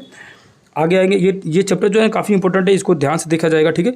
उसके बाद देखेंगे तो लिखा हुआ है कि सुमात्रा टाइगर, साइबेरियन टाइगर और दक्षिणी चीन टाइगर, जो टाइगर का प्रकार था वो टाइगर का जैसे 3 प्रकार उधर देखे लो और 3 प्रकार यानी टाइगर के यहाँ देखे लो 3 प्रकार, जो कि मलाया टाइगर था। उसके बाद सुमात्रा क्षेत्र में पाया जाना, सुमात्रा जो है इंडोनेशिया का द्वीप है सुमात्रा, ठीक है। तो इंडोनेशिया के सुमात्रा द्वीप पर पाया जाना tiger Sumatra tiger. Siberian tiger इसे अमूर टाइगर के नाम से जाना जाता है। तो क्वेश्चन ये बन गया इंपॉर्टेंट कि अमूर टाइगर निम्न से किन टाइगरों कहा जाता है, तो साइबेरियन टाइगर को अमूर टाइगर के नाम से जाना जाता है। ये साइबेरिया क्षेत्र में पाया जाता है और साइबेरिया क्षेत्र है रूस में। तो रूस वाला जो क्षेत्र है उसको साइबेरियन टाइगर को अमूर टाइगर भी कहा जाता है। दक्षिणी चीन टाइगर इसको एमास अथवा झिया मेन टाइगर के नाम से जाना जाता है। तो एमाई या झिया में है ना झिया मेन इसको बोले, एमाई या झिया मेन बोला जाएगा दक्षिणी चीन सागर एमाई या झिया में, ठीक है।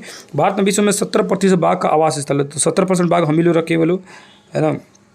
अब आ गया जी इस चैप्टर में देखेंगे 50 बाघ रिजर्व का दिया फोटो, इसको चाहे तो आप देख सकते हैं। देश का पहला राष्ट्रीय बाघ रिजर्व यहाँ दिया है 1935 ईस्वी में, जो उत्तराखंड में रामगंगा नदी के क्षेत्र में अंग्रेज गवर्नर ना मालकम हैली के नाम पर इस हैली नेशनल पार्क रखा गया। तो जो अंग्रेज था मालकम उसी के नाम पर हैली नेशनल पार्क रखा था। बाद में इसका नाम जो है स्वतंत्रता प्राप्ति के बाद इसका नाम रामगंगा नेशनल पार्क रखा। प्रसिद्ध शिकारी जिम कॉर्बेट के नाम पर 1957 में इसका नामकरण करके फिर जिम कॉर्बेट नेशनल पार्क रख दिया। जिम कॉर्बेट का पूरा नाम है James Edward Corbett park. Jim Corbett का पूरा नाम क्या है? जेम्स एडवर्ड कॉर्बेट था, ठीक है। यानी जो जिम्स कॉर्बेट जो थे उनका नाम था जेम्स एडवर्ड कॉर्बेट, ठीक है। इन्हीं के नाम पर ये इसका नाम पड़ा ना, Jim Corbett national park. Sorry 1935 ईस्वी में रामगंगा को क्षेत्र के पास में जो उत्तराखंड में जो क्या किया गया था, जो नेशनल पार्क बनाया गया था वो क्या नाम था? मॉलकॉम हैली, और उसने हैली नेशनल पार्क बनाया, ठीक है ना। मतलब इसी के नाम पर हैली नेशनल पार्क रखा और इसी हैली नेशनल पार्क को बाद में नाम बदल के आज़ादी बाद रामगंगा नेशनल पार्क रख दिया गया और फिर पुनः उसको 57 में जिम कॉर्बेट नेशनल पार्क रखा गया, ठीक है। जिम आगे नीचे ये इस साइड में देखेंगे तो वन बाघ संरक्षण का तीसरा मंत्री स्तरीय सम्मेलन, ठीक है, जिसको TRC देशों में भारत, नेपाल, बांग्लादेश, भूटान, कंबोडिया बहुत सारे देश शामिल हुए। ये सभी देशों का यहाँ पर नाम दिया हुआ है, ठीक है। ऊपर में देखेंगे तो यहाँ एक चीज़ें दी गई, इसको चाहें तो पढ़ सकते हैं ना, अच्छा खासा दिया हुआ है। यहाँ पर देखेंगे तो लिखा हुआ है प्रोजेक्ट टाइगर 1973 ईस्वी में 1973 में 9 बाघ रिजर्वों के साथ प्रारंभ हुआ और जबकि 2014 में बाघ रिजर्वों की संख्या 48 हो गई। भारत में कुल क्षेत्रफल के दृष्टि देखेंगे 2.09 भूमि और 18 राज्यों में विस्तृत है। यहाँ लिखा है जिम कॉर्बेट का ये राजा जी दिया हुआ है, जो कि उत्तर प्रदेश में आ जाता है, ठीक है। उसके बाद जो चीज़ें इंपॉर्टेंट है उसको देखेंगे। विश्व में सर्वाधिक ऊंचाई पर स्थित बाघ रिजर्व क्या नाम है भैया? नामदफा। तो इसको देख लेंगे। विश्व में सर्वाधिक ऊंचाई पर स्थित एक टाइगर रिजर्व कौन सा भैया? तो विश्व में सर्वाधिक ऊंचाई पर स्थित जो टाइगर रिजर्व उसका नाम है नामदफा, ठीक है। अब यह काजीरंगा के बारे में लिखा है। काजीरंगा विश्व के सर्वाधिक बाघ घनत्व वाला बाघ रिजर्व। काजीरंगा विश्व के सर्वाधिक जो घनत्व वाला है वो कहाँ भैया? असम के काजीरंगा वाला जो बाघ रिजर्व है।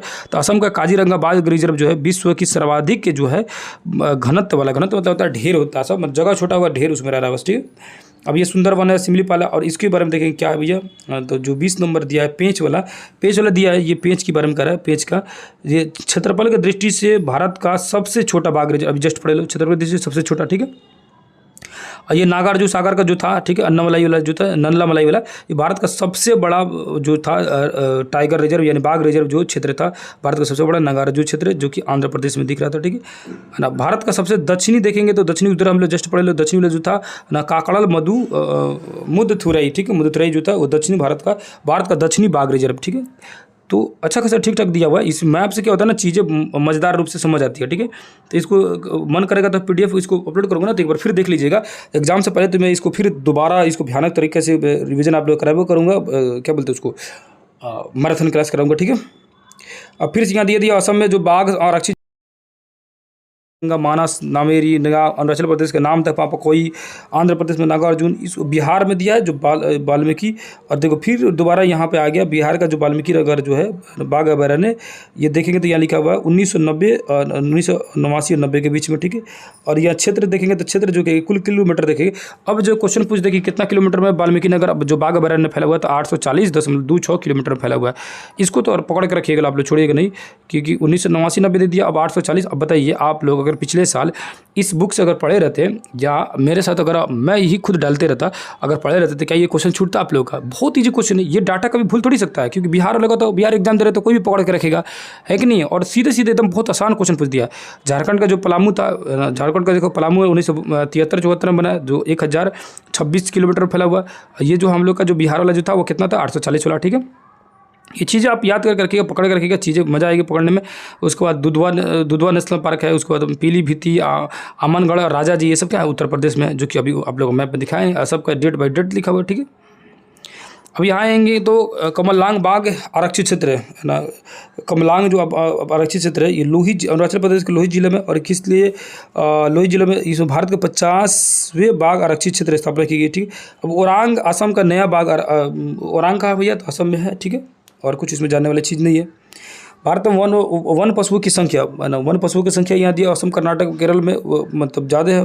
लिखा हुआ है कि इन पशुओं में सर्वाधिक संख्या असम, कर्नाटक और केरल में है, ठीक है। जबकि जब युवा वाले इन पशुओं के सर्वाधिक जो घनत्व देखेंगे तो मेघालय में, घनत्व से ज़्यादा मेघालय में, लेकिन है असम, कर्नाटक और केरल में, ठीक ठाक, ठीक है। अगले पेज में आते हैं, अगले पेज में समझते हैं हाथी संरक्षण के बारे में जानेंगे। हाथी संरक्षण, अब बाघ संरक्षण खत्म हो गया, अब हाथी संरक्षण देखिए मोटा मोटी सबके बारे में जानेंगे, थोड़ा बहुत जानेंगे। हाथी संरक्षण जो हाथी के दांत जो होता है, टस्क यानी श्वेत पदार्थ वाले भाग को क्या बोलते हैं भैया? आइवरी कहते हैं। याद रखिएगा, आइवरी जो होता है ना, हाथी के जो दांतवा जो होता है ना, सफ़ेद भाग हुआ, हाथी के जो दांत का सफ़ेद भाग होता है उसको आइवरी बोलते हैं, ठीक है। इसी आइवरी की वजह से तो लोग, और ये कीमती होता है, इसीलिए लोग इसका शिकार करते हैं, ठीक है। वर्ष 1992 ईस्वी में गजतमे के नाम से हाथी संरक्षण परियोजना चलाया गया था। याद रखिए, गजतमे, गज ये संस्कृत वर्ड है, गज मतलब, गजा मतलब होता है हाथी, ठीक है। तो गजतमे नाम से ये क्या किया गया? हाथी संरक्षण परियोजना बनाई गई 1992 में। ये तरीके हाथी संरक्षण परियोजना 1992 में, ठीक है। झारखंड के सीभूम जिला में भी है। तो झारखंड में सीभूम जिला जो है किस लिए फेमस है? तो याद रखिएगा, हाथी संरक्षण के लिए फेमस है, ठीक है ना। अभी कह रहे हैं कि वर्तमान में 16 राज्य में चल रही है। नीचे आइएगा तो यहाँ पर देखेंगे, नीचे में और सारी चीज़ कुछ मिलेगा नहीं। सबसे नीचे देखेंगे तो यहाँ पर आपको है राष्ट्रीय क्या लिखा हुआ है? राष्ट्रीय हाथी संरक्षण प्राधिकरण के गठन के दिशा में एक प्रयास किया जा रहा है। भारत में एशिया के 60% लगभग 27,000 हाथी पाए जाते थे। पूरी बस इतना ही, ये डाटा ज़्यादा जरूरी है कि एशिया का 60% जो हाथी जो है कहाँ पाया जाता है? भारत में पाया जाता है, ठीक है। भारत में पाया जाता है, जो कि लगभग 27,000 है, 60% ज़्यादा हो गया, ठीक है। ऊपर में इस साइड में देखेंगे तो क्या इंपॉर्टेंट चीज़ें दी गई है, ठीक है। तो ऊपर में देखेंगे तो यहाँ लिखा हुआ है राजस्थान के जयपुर आमेर कुंडा केंद्र में राज्य सरकार की सहायता से एशिया का तीसरा एलिफेंट ना विलेज बनाया गया था। एशिया का तीसरा एलिफेंट विलेज जो है वो कहाँ बनाया गया था? राजस्थान में बनाया गया, आमेर में, ठीक है। जयपुर के आमेर में, ठीक है, में रहने के लिए बनाया गया, ठीक है। उसके बाद देखेंगे तो देश में पहला हाथी पुनर्निवास केंद्र हरियाणा बनाया गया। तो पूछेगा देश में पहला हाथी पुनर्निवास का केंद्र बनाया गया, हाथी के पुनर्निवास का केंद्र बनाया गया कहाँ भैया? हरियाणा में। ये चीज़ जो है ना इंपॉर्टेंट है, इसको पकड़ के रखा जाएगा ताकि चीज़ें हम लोग को समझ आए, ठीक। यहाँ पर दिया है हाथी का संरक्षण केंद्र पूरी तरह से जहाँ जहाँ है। अब इसमें जो है आसपास वाले क्षेत्रों को देख लेंगे लोग। बिहार तो होगा नहीं, बिहार में तो हाथी संरक्षण क्षेत्र तो है नहीं। अब उत्तर प्रदेश में देख लेते हैं, उत्तर प्रदेश में है कि नहीं है, ठीक है, इसको छोड़ देते हैं, आगे जाइए। नीचे आएंगे तो नीचे देखेंगे तो यहाँ पर मिलेगा मगरमच्छ का संरक्षण। मगरमच्छ के बारे में भी मोटा मोटी जान लेते हैं। मगरमच्छ वाला जो शुरू हुआ था 1974 में शुरू हुआ था। भीतरकड़ी का राष्ट्रीय उद्यान जो उड़ीसा में है ना, इसके प्रसिद्ध जो है, तो क्वेश्चन पूछेगा मगरमच्छ संरक्षण परियोजना के लिए सबसे प्रसिद्ध जो है राष्ट्रीय उद्यान कौन सा है? तो भीतरकड़ी का कहाँ भैया? उत्तर क्या बोलते हैं उसको यार, किधर गया? उत्तराखंड, उड़ीसा में, सॉरी उड़ीसा में है। कहाँ है भैया? उड़ीसा में, ठीक है ना। उड़ीसा में भीतरकड़ी का राष्ट्रीय उद्यान, ठीक है। तो भीतरकड़ी का याद रखिएगा, भीतरकड़ी का जो राष्ट्रीय उद्यान है वो कहाँ है भैया? तो उड़ीसा में है, मगरमच्छ संरक्षण परियोजना के लिए, ठीक है। अब यहाँ लिखा हुआ है कि जो घड़ियाल और मगरमच्छ परियोजना जो क्षेत्र है वो गुंडी राष्ट्रीय है। तो गुंडी है, चंबल है, भीतरकड़ी का है, नंदन कानन है और सिद्धकोसिया है, ठीक है, सिद्धकोसिया। ये सब यहाँ देखेंगे 3 को उड़ीसा में, एक राजस्थान में और एक तमिलनाडु में। तो उड़ीसा, राजस्थान और तमिलनाडु में ये जो है जो घड़ियाल और मगरमच्छ की संरक्षित क्षेत्र बनाया गया, ठीक है। अब यहाँ लिखा है गिद्ध के संरक्षण क्षेत्र। गिद्ध संरक्षण क्षेत्र देखेंगे तो गिद्ध संरक्षण क्षेत्र 2006 में ना गिद्धों के संरक्षण के लिए ना वर्ष 2006 में इस पर हस्ताक्षर किए गए कि गिद्ध को भी बचाना चाहिए, नहीं तो गिद्ध मर जाएगा तो फिर मरे हुए जीव जंतु को खाएगा कौन, ठीक है। एशिया में समाप्त हो रहे गिद्धों के संरक्षण के लिए सेव नामक कार्यक्रम आरंभ किया गया, जिसके उद्देश्य गिद्धों को समाप्त होने से बचाना था, ठीक है। अब लिखा है कि देश में गिद्धों की तेजी से घटती संख्या को देखते हुए जूनागढ़, भोपाल, हैदराबाद, भुवनेश्वर में गिद्ध संरक्षण परियोजनाएं शुरू की गई है, ठीक है। अब इस साइड में आए तो देखेंगे तो लिखा हुआ है राजभट्ट खावा भारत का दूसरा गिद्ध परियोजना केंद्र है। तो लिखो यहाँ पर देखेंगे तो राजभट्ट खावा भारत का दूसरा गिद्ध परियोजना केंद्र है। पहला गिद्ध परियोजना केंद्र हरियाणा के पिंजौर में है। तो पहला गिद्ध परियोजना केंद्र हरियाणा का पिंजौर में, दूसरा जो है दूसरा कहीं है भैया, दूसरा है राजभट्ट खावा भारत का दूसरा गिद्ध प्रजनन केंद्र है। ठीक है, अभी मेरे पास समय कम है, नहीं तो इस सब का ऑब्जेक्टिव बनाता ना तो बहुत ज़बरदस्त तरीके से बनता है। ठीक है, हालांकि मैं कोशिश करूंगा है ना, किसी को बोलूंगा इसको ऑब्जेक्टिव मैं टिक लगा के दे दूंगा है ना, बहुत ज़बरदस्त है। जैसे कि इस सब चीज़ अगर ऑब्जेक्टिव में बना कर इसको उतार दूँ ना तो हमें नहीं लगता है कि क्वेश्चन एक भी छूटेगा। अगर इसका 4-5 ऑब्जेक्टिव क्वेश्चन बना दूँ पूरे बुक के मिलाकर 500 से ज़्यादा, तो उसी में सबको लग रहा है कि कम से कम 30 प्लस तो खाली मेरे ऑब्जेक्टिव में से लड़ जाएगा है ना। समय का अभाव है, वरना मैं बना देता इसका ऑब्जेक्टिव बहुत ज़बरदस्त तरीके से। ठीक है, तो राजभट्ट भारत का दूसरा जो है क्या है, गिद्ध प्रजनन केंद्र, और पहला जो है वो कौन सा भैया, हरियाणा के पिंजौर में। ठीक है, गिद्ध प्रजनन केंद्र। ठीक, नीचे आएंगे तो नीचे देखेंगे इसी में तो गिर सिंह परियोजना, गिर सिंह गुजरात सेट की कह रहा है, गिर सिंह परियोजना मतलब गिर जो गुजरात के जो क्षेत्र गिर है वहाँ पर पाए जाने वाले जो सिंह होते हैं, शेर होते हैं, उनको गिर सिंह परियोजना कहा जाता है। ये 1973 में शुरू किया गया था। ठीक है, जूनागढ़ जो गुजरात के जूनागढ़ क्षेत्र में चलाया गया था, 1412 वर्ग किलोमीटर फैला हुआ है।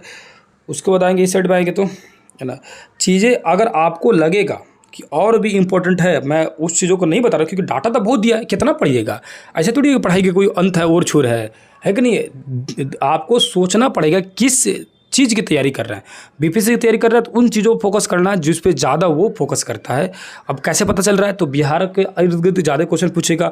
बिहार का जो किताबों जो डाटा दिया उस डाटा से रिलेटेड, तो जो डाटा दिया है बिहार की किताबों में, एनसीईआरटी के बुकों में, उसके आसपास चीज़ों को मैं तो पढ़ा ही रहा हूँ। अब पूरे बुक को पढ़ जाना रीडिंग डाल के, ये तो होशियारी नहीं होगा, है कि नहीं है। अगर आपको लगेगा तो पीडीएफ तो मैं भेज ही दूंगा, आपके पास समय होगा तो आप पढ़िएगा बेहतर तरीके से, है कि नहीं है। अब हंगुल परियोजना, हंगुल परियोजना जो है, ये हंगुल परियोजना यूरोपीय रेंडियर प्रजाति के सरल स्वभाव वाला हिरन है। तो हंगुल क्या है भैया, तो एक तो पहली बात कि हंगुल एक हिरन है। ठीक है, जो कि यूरोपीय मतलब सरल स्वभाव वाला हिरन है। ठीक है, अब ये केवल कश्मीर स्थित दाची ग्राम राष्ट्रीय उद्यान में शेष बचा हुआ है। तो पूछेगा जो ये हंगुल जो परियोजना है वो किस क्षेत्र में है, तो भैया हंगुल परियोजना जो चला रहा है जो भारत के कश्मीर क्षेत्र में चलाया जाए, जो कि राष्ट्रीय उद्यान है दाची ग्राम राष्ट्रीय। इसे दो चीज़ें पता चला, एक तो दाची ग्राम राष्ट्रीय उद्यान कहाँ भैया, कश्मीर में, और यहाँ कौन सी परियोजना चलाई जा रही है, तो हंगुल परियोजना यानी हिरन से संबंधित परियोजना है। ठीक है, कश्मीर के स्टेग इसे कश्मीरी स्टेग नाम भी से भी जाना जाता है, जो कि जम्मू कश्मीर राज्य का राजकीय पशु है। तो याद रखिए जम्मू कश्मीर राज्य का राजकीय पशु 4 चीज़ें पता चल गया। ठीक है, जम्मू कश्मीर राज्य का राजकीय पशु जो है हंगुल जो है। ठीक है, हिरन मतलब हंगुल हिरन है। ठीक है, और इसको कश्मीरी स्टेग के नाम से जाना जाता है। तो जम्मू कश्मीर का राजकीय पशु भी कश्मीरी स्टेग, हंगुल नहीं देगा, राष्ट्रीय स्टैग कश्मीरी स्टैग। और कश्मीरी स्टैग कौन है भैया, तो हंगुल है। ठीक है, जो कि यूरोपीय क्षेत्र में पाया जाता है, रेंडियर प्रजाति के पाया जाता है। ठीक है, अब ये कस्तूरी मृग के बारे में जानेंगे। कस्तूरी मृग परियोजना, कस्तूरी मृग परियोजना जो है हिमालयन क्षेत्र में है। ठीक है, और ये चंबा घाटी से लेकर सिक्किम तक फैला हुआ है। ठीक है, और कस्तूरी के औषधि और प्रसाधन के महत्व में बड़े होने के कारण इसका अवैध शिकार किया जाता है। कस्तूरी जो मृग होती है उसका औषधि भी उपयोग किया जाता है, प्रसाधन में यानी सेंट वगैरह बनाने में उपयोग किया जाता है। सेंट इसका बनाने में बहुत ज़्यादा इसका उपयोग किया जाता है। ठीक है, कस्तूरी मृग के लिए हिमाचल प्रदेश में शिकारी देवी अभयारण्य और उत्तराखंड में बद्रीनाथ अभयारण्य के लिए प्रसिद्ध है, कस्तूरी के मन बचाने के लिए। ठीक है, अब देखेंगे तो लाल पंडा परियोजना। लाल पंडा परियोजना जो है पूर्वी हिमालय क्षेत्र में 1500 से 4000 मीटर की ऊंचाई पर सिक्किम, अरुणाचल प्रदेश, दार्जिलिंग वाले जंगलों में पाए जाने वाला जानवर है। ठीक है, इस अरुणाचल प्रदेश में इससे कैट बियर नाम से जाना जाता है। बस ये इंपॉर्टेंट है कि लाल पंडा का कैट बियर नाम से जाना जाता है अरुणाचल प्रदेश में। तो क्वेश्चन पूछेगा कि अरुणाचल प्रदेश में पाए जाने वाले कैट बियर को अन्य किन नामों से जाना जाता है, तो लाल पंडा के, या कैट बियर किस कौन सा जानवर है, तो लाल पंडा। ठीक है, जो अरुणाचल प्रदेश में इसका नाम रख दिया गया कैट बियर। नीचे आगे लिखा मणिपुर थामिंग परियोजना ना, थामिंग परियोजना है, जो थामिंग परियोजना है ये भी एक तरह से हिरन ही है। ठीक, मणिपुर के लोकटक झील जो है दक्षिण पूर्वी भागों में, ये जंगलों में मणिपुर में पाया जाता है। ठीक है, अवैध रूप से शिकार रोकने के लिए, एक्चुअली में तो सबका तो अवैध रूप से शिकार रोकने के लिए किया गया। ठीक है, सब नाम याद रखना। थामिन जो हिरन होती है वो किधर, मणिपुर में। ठीक है, अब ये क्या लिखा हुआ है, कछुआ संरक्षण परियोजना। ठीक है, क्या भैया, कछुआ संरक्षण परियोजना। कछुआ संरक्षण देखेंगे तो ऑलिव रिडले दक्षिण अमेरिका का प्रजाति का कछुआ है। ठीक है, कछुआ का विशेष प्रजाति जो है क्या नाम है इसका, ऑलिव रिडले जो है ये अमेरिकी प्रजाति का कछुआ है। ठीक है, नीचे अगर देखें उड़ीसा सरकार ने 1975 में कछुआ संरक्षण परियोजना भितरी कड़िका अभयारण्य बनाया। तो भितरी कड़िका अभयारण्य में कछुआ संरक्षण का अधिनियम बनाया गया, अभयारण्य बनाया गया। ठीक है, अब यहाँ लिखा है कि ऑलिव रिडेल जो कछुआ होता है, इसके घोंसले वाले क्षेत्रों को जहाँ सैटेलाइट टेलीमेट्री तकनीक द्वारा किया जाता है। ठीक है, तो इनके कुछ कछुए का प्रजनन जो होता है, प्रजनन स्थल है ना गहीर माता में है। कुछ कछुए का प्रजनन स्थल गहीर माता में, जो कि 3 किलोमीटर लंबा और 350 मीटर चौड़ा द्वीप है, जो नदियों के मुहाने के बीच भीतरकनिका अभयारण्य में स्थित है। इस अभयारण्य में मैंग्रोव वन पाया जाता है। ठीक है, क्या पाया जाता है भैया? मैंग्रोव पाया जाता है। कछुआ प्रजनन स्थल जो है कहाँ भैया? गहीर माता में। अब ये गेंडा जी के जने गेंडा परियोजना है ना। गेंडा परियोजना जो है 1987 ईस्वी में गेंडा परियोजना आया 1987 में। ठीक है, असम के मानस अभयारण्य और काजीरंगा, एक सिंग वाला गेंडा के लिए फेमस भी है मानस अभयारण्य, और काजीरंगा और पश्चिम बंगाल का जालदा पारा अभयारण्य जो है ये शरण स्थल है। और गंगा डॉल्फिन परियोजना बहुत जरूरी है। गंगा डॉल्फिन जो कि 5 अक्टूबर 2009 में राष्ट्रीय जलीय जीव घोषित किया। बहुत बार क्वेश्चन पूछता है डॉल्फिन को राष्ट्रीय जलीय जीव कब घोषित किया गया? तो 5 अक्टूबर 2009 को। ठीक है, ये बिहार से रिलेटेड है, इसीलिए इसमें काफ़ी ज़्यादा इंपॉर्टेंट हो जाता है, आने की संभावना बन सकती है। इंडो राइनो विजन देखेंगे तो इसमें कुछ खास देखने के लिए जरूरत नहीं है। यहाँ देखेंगे तो बिहार के भागलपुर में, ये जरूरी है, बिहार जहाँ बढ़ा जाएगा तो उसको एकदम पकड़ के लपेट के तो दिमाग में लोड कर लीजिएगा। ठीक है, बिहार के भागलपुर जिले में सुल्तानगंज में कहलगांव के मध्य गंगा नदी के क्षेत्र में विक्रमशिला गंगा डॉल्फिन अभयारण्य की स्थापना की गई। तो बिहार के पूछेगा कि डॉल्फिन जो विक्रमशिला गंगा डॉल्फिन अभयारण्य कहाँ भी है? तो भागलपुर में। किस क्षेत्र में? तो सुल्तानगंज से कहलगांव के मध्य में। ठीक है, अब डॉल्फिन को नॉन ह्यूमन पर्सन का दर्जा दिया गया। तो डॉल्फिन को क्या किया गया? नॉन ह्यूमन पर्सन का दर्जा दिया गया 2013 में। ठीक है, अब शार्कों के लिए संरक्षण हेतु नीति घोषित की गई, फिश नेचुरली अटैच नीचे। ठीक है, अब आ जाते हैं तो यहाँ देखेंगे चीज़ें अब कंप्लीट होने की करीब आ गई है। लगभग 5 मिनट में जो ये चैप्टर कंप्लीट हो जाएगा, और चैप्टर काफ़ी इंपॉर्टेंट रहा आप सभी के लिए, और आगे भी बहुत सारी चीज़ें दी गई है। शिकारी पक्षी का संरक्षण। शिकारी पक्षी को भारत में 7 मार्च 2016 में अबू धाबी से आयोजित किया प्रवासी पक्षी संरक्षण यहाँ पर स्थापित किया गया। ठीक है, शिकारी पक्षी समझौता का हस्ताक्षर किया गया। ठीक है, उसको देखेंगे तो भारत इस पक्षी समझौता में 56वां देश थे साइन करने वाला, और इससे पहले 55 देश थे ये पक्षी शिकारी पक्षी अभयारण्य में। ठीक है, ये समझौते में विश्व का सबसे बड़ा सारस संरक्षण केंद्र। विश्व का सबसे बड़ा सारस संरक्षण केंद्र देंगे तो विश्व का आर्द्र भूमि दिवस के अवसर पर उत्तर प्रदेश सरकार द्वारा इटावा में उत्तर प्रदेश के जो द्वारा इटावा में क्या किया गया? विश्व का सबसे बड़ा सारस संरक्षण केंद्र बनाया गया था। सारस, ऐसे भी सारस जो उत्तर प्रदेश की राजकीय पक्षी है। ठीक है, सारस, तो सारस का सबसे बड़ा वही बना सकते। ठीक है, इसके लिए शेखा झील उत्तर प्रदेश का विश्व स्तरीय झील बनाने के लिए चयनित लिया गया। ठीक है, मध्य प्रदेश में देश का पहला वन्य जीव कॉरिडोर स्थापना का निर्णय लिया गया। ठीक है, कॉरिडोर की जो शुरुआत जो 2 हिस्सों में की गई। प्रथम हिस्से के तहत पन्ना से शुरू होकर मदुरई गोविंदपुर जलाशय और होते हुए गांधी नेशनल पार्क और डुबरी बांधवगढ़ में, और दूसरा जो हिस्सा है वो डिडोरी से शुरू होकर कन्हा मुक्की नेशनल और पेंच को जोड़ेगा। ठीक है,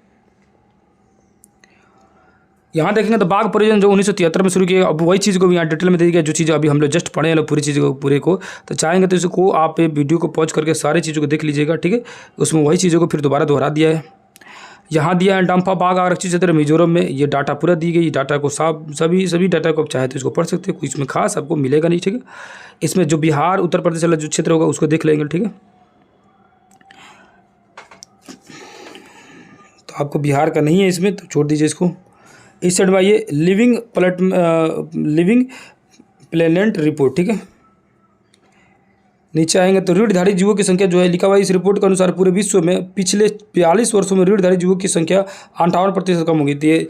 यानी कि रीढ़धारी जीवों की संख्या कितनी कम हो रही है? तो 58% कम हो गई है। अपन आने वाले 4 सालों में यानी 2020 तक, यानी ये जो इसकी जीवों की संख्या में औसतम 67% में कमी आ जाएगी, यानी 67%। 2020 से अभी क्रॉस कर चुके हैं, तो ज़्यादा ही रहने वाले जीवों की, रीढ़धारी जो जीव है उनकी संख्या कम होती जा रही है। ठीक है, रीढ़धारी वाले बात कर रहा है।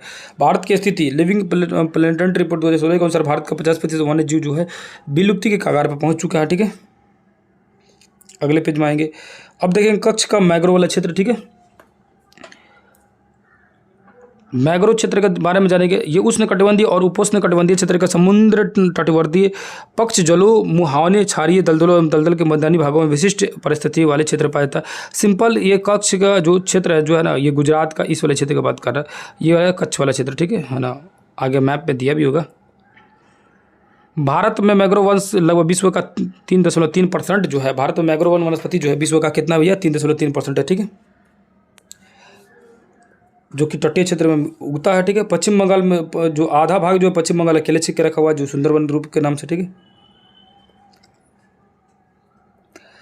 इस साइड में देखेंगे तो यहाँ पर दिया हुआ मैप मैंग्रोव वन का, एक बार मैप देख लीजिएगा ना तो चीज़ें कॉम्प्लिकेटेड जो होने वाली रहती है ना वो आसान हो जाती है।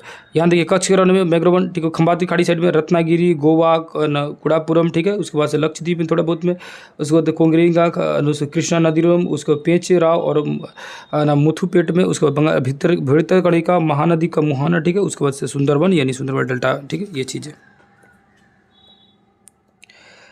पश्चिम बंगाल, उड़ीसा, आंध्र प्रदेश वही चीज़ों को यहाँ पर दिया हुआ डेट, वहाँ पर मैप में दिया हुआ, तो यहाँ चीज़ों को ऐसे सीधा सीधा दी गई। आर्द्र भूमि या जलग्रस्त भूमि, ठीक है। आर्द्र भूमि जलग्रस्त भूमि देखेंगे तो लगभग इसकी गहराई 6 मीटर से भी अधिक ना हो, ठीक है।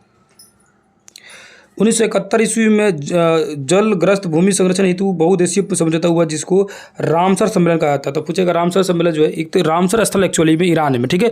वो आर्द्र भूमि यानी थोड़ी सी दलदली भूमि है, ठीक है। तो उस जो भारत में भी किसी दलदली भूमि को संरक्षित किया जाता है, मतलब उसको संरक्षण दिया जाता है, ठीक है, ताकि वहाँ पक्षी आके उड़ के वहाँ पर आके रह सके, या जीव जंतुओं के लिए संरक्षित किया जाता है। तो उसको बोला जाता है रामसर स्थल, ठीक है। रामसर स्थल, ये रामसर शब्द आया कहाँ से? ईरान शब्द आया, क्योंकि ईरान में एक जगह है रामसर, ठीक है। उसको बनाया गया आर्द्र स्थलीय क्षेत्र को संरक्षित किया गया ताकि उनके जीव जंतु वहाँ पर संरक्षित रह सके रामसर क्षेत्र में, इसीलिए अब अन्य जगहों पर इसका रामसर नाम से जाना था। ये 1971 से शुरू हुआ, ठीक है। भारत का आर्द्र भूमि का स्थल यहाँ दिया, दुनिया भर का आर्द्र भूमि स्थल है, देख सकते हैं आप, चाहें तो इसको वीडियो रोक रोक कर पूरी तरह का देख सकते हैं, ठीक है। यहाँ पर नाम दिया रामसर स्थल को, आंध्र प्रदेश कोल्लूरू झील में, असम में, दीपुर में। इसमें आएंगे डाटा, तो याद करने वाले कोई डाटा अगर दिखेगा तो याद कर, जैसे उत्तर प्रदेश में ना, उत्तर प्रदेश याद कर लेंगे ना, अपर गंगा नदी जो है ना। भारत के आर्द्र या नम भूमि दिशा निर्देश ना, इसमें कुछ खास आपको है नहीं। चीज़ों को मैं इतने डिटेल से समझाता आया हूँ कि अब जो है सारी चीज़ें यहीं पर रिवीजन हो रही है, दोहराया जा रहा है, इसीलिए कुछ खास इसमें मिल नहीं रहा है। चाहे तो आप इसको रोक रोक पढ़ लेंगे, लेकिन कुछ उससे कोई खास चीज़ें नहीं मिल रही। जितना इंपॉर्टेंट इसमें चीज़ें दी गई उस सबको मैं ढूंढ रहा हूँ कि ऐसा कुछ चीज़ें इंपॉर्टेंट जो है आपको एग्जाम में आए और इसमें मतलब ना बताऊँ, इसीलिए मैं ढूंढ रहा हूँ कि सब चीज़ को बता दूँ, ताकि कोई भी एग्जाम में आपका जो एग्जाम देना चाहिए उसमें कुछ भी ना छूटे, ठीक है। यहाँ लिखा है कि प्रवाल उष्णकटिबंधीय महासागरीय जल में मिलने वाले एक जीव होता है जिसे सिलिमेंट्रा पॉलिस कहा जाता है। तो उष्णकटिबंधीय महासागरीय जल में मिलने वाला एक जीव होता है, तो पूछेगा सिलिमेंट्रा पॉलिस जो जीव है निम्न में से किन क्षेत्र में पाया जाता है? तो उष्णकटिबंधीय महासागरीय क्षेत्र में पाया जाता है, ठीक है।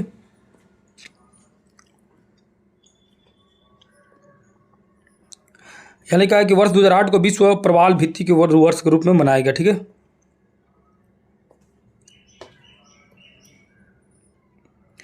लिखा है कि दोनों स्थितियों में प्रवाल पोषक तत्व कम हो और वह अपने वास्तविक रंग अर्थात सफ़ेद दिखाई देने लगते हैं, तो इसे प्रवाल क्या बोलते भैया? प्रवाल विरंजन बोलते, ठीक है। अब आ गया इस चैप्टर का लास्ट पेज। इतना तक हम लोग आ चुके हैं लोग, तो इतना तक आ चुके तो इसको भी ख़त्म कर लेते लोग। यहाँ थोड़ी सी इंपॉर्टेंट चीज़ें दी गई। वर्ष 1855 ईस्वी में देश का पहला चिड़ियाघर चेन्नई में बनाया गया। ये चीज़ें इंपॉर्टेंट है, बहुत इंपॉर्टेंट है। दुनिया का मतलब भारत का सबसे पहला जो चिड़ियाघर बनाया गया था चेन्नई में, कब बनाया गया था? 1855 में। उसका देखिए कलकत्ता का अलीपुर चिड़ियाघर देश का सबसे बड़ा चिड़ियाघर है। तो कोलकाता का अलीपुर जो चिड़ियाघर है वो क्या है?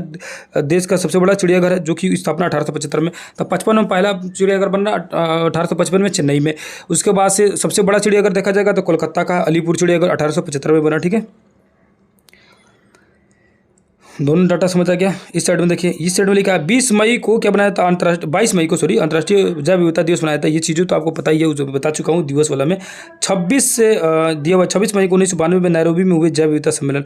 तो 1992 का 26 में क्या हुआ था कि नैरोबी में जैव विविधता सम्मेलन हुआ था, ठीक है। तो ये चैप्टर कैसा रहा है ना, और बहुत ही इंपॉर्टेंट इसमें से क्वेश्चन आती है, जैसे कि आप लोग को मिला कि वाल्मीकि नगर वाला, बहुत सारे बुक में उसको ढूंढते रह गए थे, सीधे सीधे उसका आंसर यहाँ पर दिख गया आप लोगों को। तो उम्मीद कर रहा हूँ कि वीडियो आपको बेहतर लग रहा होगा और क्लास अगर बेहतर लग रहा होगा, इसी तरह का मेहनत आप लोगों को दिख रहा होगा, ठीक है। तो कमेंट करके बता सकते हैं, एक छोटा सा कमेंट कर दीजिएगा तो काफ़ी ज़्यादा हमें हेल्पफुल हो जाएगी, ठीक है। तो मिलते हैं दूसरे किसी क्लास में, और आज ही कोशिश करूँगा कि दूसरा और तीसरा वीडियो जो मतलब अगला जो चैप्टर है 8वां चैप्टर 9वां चैप्टर उसको भी अपलोड करूँ, जितना जल्दी हो सके इसको खत्म किया जाएगा, ताकि MCQ क्वेश्चन पर भी भीड़ आ जाए, इसी में थोड़ी रहा जाएगा, है कि नहीं है। तो आप लोगों से यहीं पर लेता हूँ विदा, फिर किसी दूसरे क्लास में मिलेंगे, तब तक के लिए धन्यवाद, नमस्कार, अस्सलाम वालेकुम, जय हिंद, जय भारत।